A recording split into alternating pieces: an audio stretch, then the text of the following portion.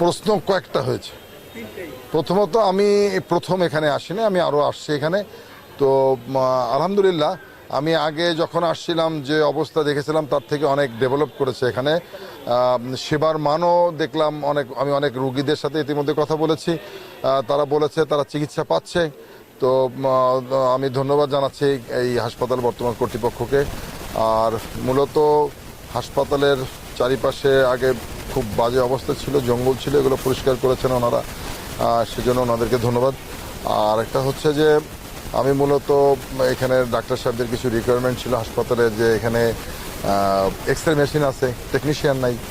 তো এটা একটা গুরুত্বপূর্ণ জিনিস, কারণ অ্যাক্সিডেন্ট হয়, মানুষ দ্রুত এক্স রে করতে চায়, এক্স রে ছাড়া ডাক্তার ট্রিটমেন্ট দিতে পারে না। তো এটা ওনাদের একটা রিকোয়ারমেন্ট, এই একজন টেকনিশিয়ান খুব জরুরি।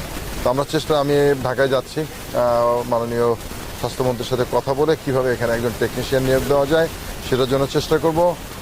পাশাপাশি আরও কিছু প্রোগ্রাম এখানে আছে, ডাক্তার এখন 10 জন এখানে কাজ করছেন, আগে আরও অনেক কম ছিল, এখন উন্নত হয়েছে। পাশাপাশি প্রায় 9 জন ডাক্তার এখান থেকে বেতন নেন কিন্তু অন্য জায়গায় কাজ করেন, তাদেরকে আবার এখানে ফিরিয়ে আনার জন্য চেষ্টা করব মাননীয় মন্ত্রী মহোদয়ের সাথে কথা বলে।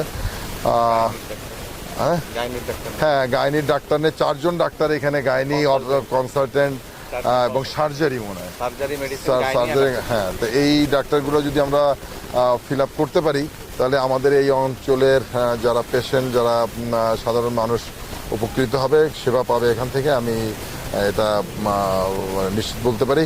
পাশাপাশি আমি দেখলাম শুধু আমাদের এই অঞ্চলে না, আমাদের এই অন্য ডিস্ট্রিক্ট থেকে এখানে অনেক পেশেন্ট আসছে, বিশেষ করে পিরোজপুর, চিতলমারি, বাগেরহাট জেলার।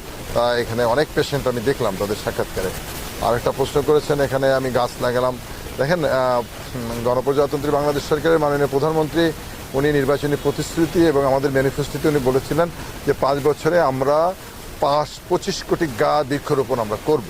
তো আমরা সারা দেশে বৃক্ষরোপণ চলছে, তারই ধারাবাহিকতা এখানে আমি একটা বকুল গাছ এখানে রোপণ করলাম। আর একটা হচ্ছে যে এই হাসপাতালটা দেশনেত্রী বেগম খালেদা জিয়া যখন প্রধানমন্ত্রী ছিলেন, উনি এই হাসপাতালটা উদ্বোধন করেছিলেন, 50,000 বিশিষ্ট হাসপাতালটা উদ্বোধন করেছিলেন। উনি টুঙ্গিপাড়াতে এসেছিলেন, সমাবেশ করেছিলেন।